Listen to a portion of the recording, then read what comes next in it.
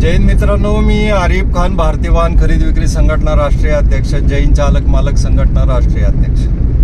आजचा व्हिडिओ बनवायचं खरं कारण असं आहे की सगळ्या गाडीवाल्यांचे आणि गाड्या खरेदी विक्री करणाऱ्यांचे भरपूर फोन झाले.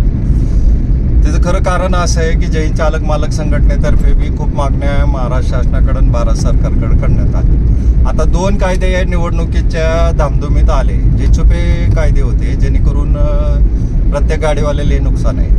बरं, गाडीवाले म्हणजे कोण आहे तर भारत देश चालवणारी लोक आहेत. म्हणजे भारताची सगळ्यात मोठी इंडस्ट्री जर असेल, सगळ्यात मोठी पैशाची आवक जावक असेल तर ती गाडी चालक मालकाकडनं होती आजच्या घडीला. याचं कारण असं आहे की आता 2 कायदे काय आले तर 50 रुपये पासिंग जर तुमचं लेट झालं तर 50 रुपये पर डे दंड होणार आहे तुम्हाला.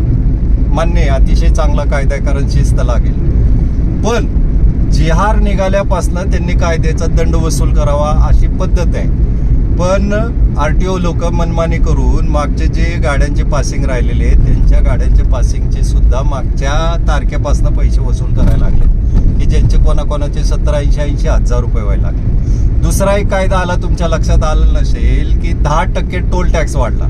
म्हणजे तुम्हाला जर 100 रुपये लागत असतील तर तिथे आता 130 रुपये लागणार. 130 रुपये म्हणजे 30 रुपयांनी जर हिशोब केला तर त्याच्यामध्ये 6 कोटी कमर्शियल गाड्या आणि 9 कोटी कार गाड्या, म्हणजे 30% जर रुपयाने हिशोब केला तर 145 म्हणजे 6 कोटी फक्त कमर्शियल गाडीला पर डे म्हणजे पर मिनिटाला जाणार आहे. 6 कोटी रुपये म्हणजे गुणिले 24 तास म्हणजे गुणिले वर्ष, म्हणजे आपण इथं 30 रुपयांनी मरतो. 1 रुपयाचा जर हिशोब केला तर 145 कोटी रुपये आपल्याला एका मिनिटाला जात आहेत. आणि माझं गेलं तुझं नाही गेलं मला काय फरक पडतो, मी लई पैसे कमावतो असा विचार करणाऱ्या माणसाला येणारी पिढी माफ करणार नाही. सगळ्यात महत्वाचं, कारण आपण जगलोय आणि आपण माणसं आहोत आणि आपण गुलामी जर करत आहोत तर तुम्ही आपलं राहू दे, त्याला काय पैसे वाढल्याने मेल्याने 50 रुपये वाढल्याने काही फरक पडत नाही.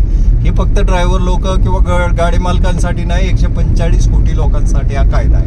म्हणजे सगळे लोक याच्यात येत आहेत. आता जैन चालक मालक संघटनाचा जेव्हा हायकोर्टामध्ये निकाल दिला तर हायकोर्टात आपल्याला एक पिटिशन दाखल करायची होती. तर त्याच्यामध्ये जेव्हा आम्ही काही संघटनांशी बोललो तर त्यांनी आम्हाला सांगितलं बाबा तुम्ही करा, आम्ही तुमच्या मागे आहे. तर सगळ्यांनी मिळून हे करायचं असतं. एकट्याच्याने कोणी होत नाही. जे राव करल ते गाव करत नाही, जे गाव करल ते राव करत नाही. लक्षात येते. दुसरी एक महत्वाची गोष्ट की जैन चालक मालक संघटनेतर्फे महाराष्ट्र शासनाने भारत सरकारकडं आपले एक मागण्या आहेत की बाबा ड्रायव्हरला जेव्हा ऍक्सिडेंट होईल तेव्हा रोड सुरक्षा द्यावी. आता हिट अँड रनचा कायदा आला आहे. जैन चालक मालक संघटनेच्या वतीने आपण त्याच्यात पिटिशन सुप्रीम कोर्टात दाखल केली होती. तर त्याच्यामध्ये ते हायकोर्टाने ते स्थगिती दिली 1 जुलै 2024 पर्यंत, म्हणजे लोकसभा होण्यापर्यंत ही स्थगिती होती. आता लोकसभा झाली, सगळं झालं, आता परत ते सरकार आलं म्हणजे हा कायदा 100% लागू होणार. आपल्याला सरकारची कुठल्याही घेणं देणं नाहीये. ते कुठल्याही BJPचा असो नाही तर काँग्रेसचा असो, आपल्याला त्याच्याशी मतलब नव्हता. आपल्याला मतलब काय आहे? आपल्याला मतलब एवढाच आहे की कायदे आपल्यापासून रद्द व्हावेत. कारण 10 वर्षांनी 7 लाख रुपये हे आपल्याकडे नाही. आपल्याला आता सावध व्हावं लागणार आहे. सगळ्यात महत्त्वाचं. दुसरी गोष्ट, आपल्याला हायवेला रोड सुरक्षा मिळालं, ऍक्सिडेंटला किंवा हायवेला विश्रांतीगृह पाहिजे ड्रायव्हर लोकांना, जेणेकरून ड्रायव्हर लोकांची झोप जर व्यवस्थित झाली तर 60-70% ऍक्सिडेंटमध्ये कमतरता येईल. पण हे सरकार काही लक्ष द्यायला तयार नाही. बोले नितीन गडकरी रोड बनवतात, एवढं मोठं जाळं उभं केलं मान्य, फुकट नाही, कुठं टोल द्यावाच लागतोय. म्हणजे तुम्ही रोड टॅक्स बी भरायचा रोड बांधण्यासाठी आणि टोल टॅक्स बी द्यायचा तो रोड बांधण्यासाठी.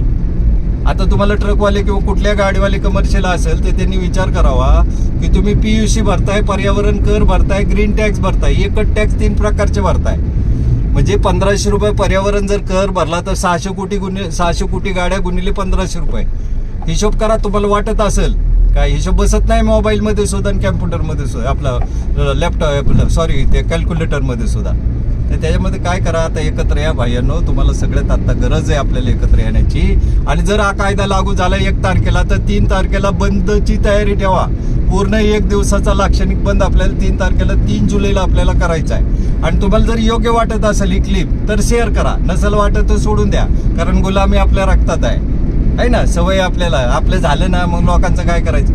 टेक रिस्पेक्ट गिव्ह रिस्पेक्ट असं इंग्लिशमध्ये म्हणलं जातं. तुम्ही इज्जत द्या, इज्जत मिळेल. तुम्ही लोकांना मदत करा, लोक तुम्हाला मदत करतील. आणि सगळ्यांनी ॲक्सिडेंटमध्ये एकमेकाला मदत करा. पोलिस जिथं अडवत असतील तिथं 10 गाड्या उभ्या करून चौकशी करा कशाचे पैसे घेताय. ठीक आहे ना. मग माझे 100 गेले, कशाला विचार करत बसत. असा विचार केला तर तुमच्या मदतीला कोणी येणार.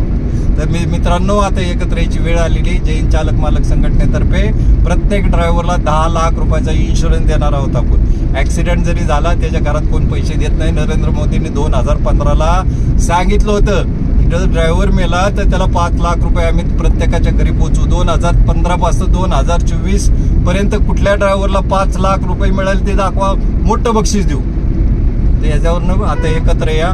संघटना तुमच्या जिल्ह्यात, तुमच्या तालुक्यात उभी करा की जेणेकरून आपल्याला ह्या कायदेशीर लढाईला लढायचं आहे. हे सरकार कोणतं की असाना काय. आता महाराष्ट्र शासनामध्ये जे पैसे वाढवलेत, सगळीकडं टॅक्स 7%, 8% टॅक्स आहे. महाराष्ट्रामध्ये कारला 11%, कमर्शियलला 13% टॅक्स आहे.